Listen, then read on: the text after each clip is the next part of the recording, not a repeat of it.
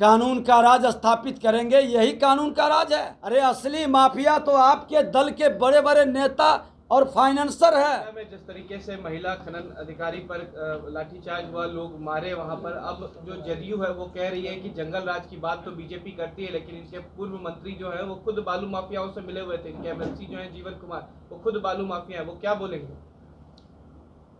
ऐसे वाचाल लोगों को सत्ता में बने रहने का कोई अधिकार है क्या?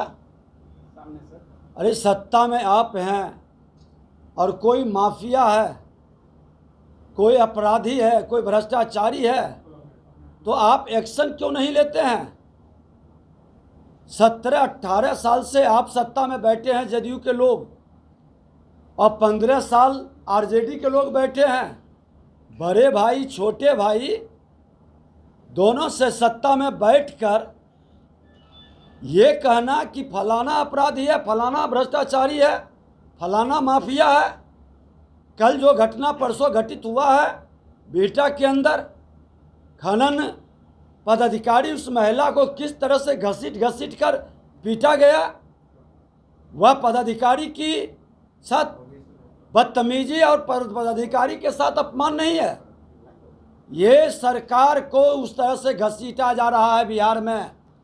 बिहार सरकार का असली चेहरा दिखाई पड़ा है बिहटा में, कि किस तरह से बिहटा में सरकार की गति और दुर्गति हो रही है, और संजोग से वहाँ के वीडियो जारी हो गया। अब तो डर से मीडिया, सोशल मीडिया वाले वीडियो भी जारी नहीं करते हैं कि ये सरकार कब दमनकारी नीति अपना ले।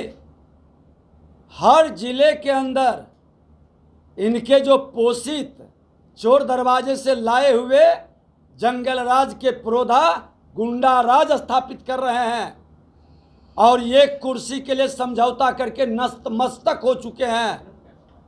अगर जो 1000 राउंड से ज़्यादा गोली चला था, कई लोग मरे थे, उसको दबाया नहीं जाता, उस पर संज्ञान लिया जाता, एक्शन लिया जाता, इस तरह की घटना नहीं घटती, और इस तरह से अपराधियों का, माफियाओं का मनोबल नहीं बढ़ता। हम तो कहते हैं, बार बार कहते हैं, सदन के अंदर सदन के बाहर, कि बीजेपी में हो या किसी दल में हो, आरजेडी हो, जदयू हो, सत्ता में बैठने वाले, संविधान का शपथ लेकर आने वाले माननीय मुख्यमंत्री जी क्यों इतना लाचार और बेबस हैं? एक्शन लेने में क्यों हाथ थरथरा रही है? कुर्सी का डर और मोह इतना क्यों है? न बचाते हैं न फंसाते हैं। कानून का राज स्थापित करेंगे, यही कानून का राज है। और उस गुंडा राज लाने वाले लोगों को आप जनता राज बताते हैं। धिक्कार है इसी राजनीति को, धिक्कार है इस तरह की भाषा बोलने वाले को। अपने बचाव में इस हद तक लोग गिरेंगे, बिहार की जनता सब देख रही है। खनन विभाग के मंत्री से सब सवाल पूछा जाता है तो वो कहते हैं कि हम जाएंगे, देखेंगे, तब बताएंगे। कहीं ना कहीं वो बचते नजर आ रहे हैं। खनन विभाग के मंत्री उनको क्यों बनाया गया है? यही राज स्थापित करने के लिए तो बनाया गया था। लोग नहीं जानते हैं कि खनन मंत्री यहाँ के लोकल विधायक हैं। इनका इतिहास भूगोल लोग को पता नहीं है क्या?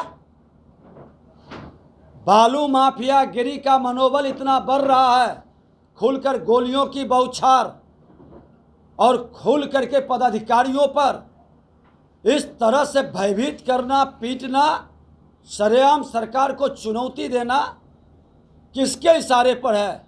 क्यों मनोबल बढ़ा है? थोड़ी सी भी नैतिकता बचती तो खनन मंत्री एक्शन लेते या इस्तीफा देते, कि मेरे रहते अपराधियों का इतना मनोबल न बढ़े और पदाधिकारियों का इतना अपमान।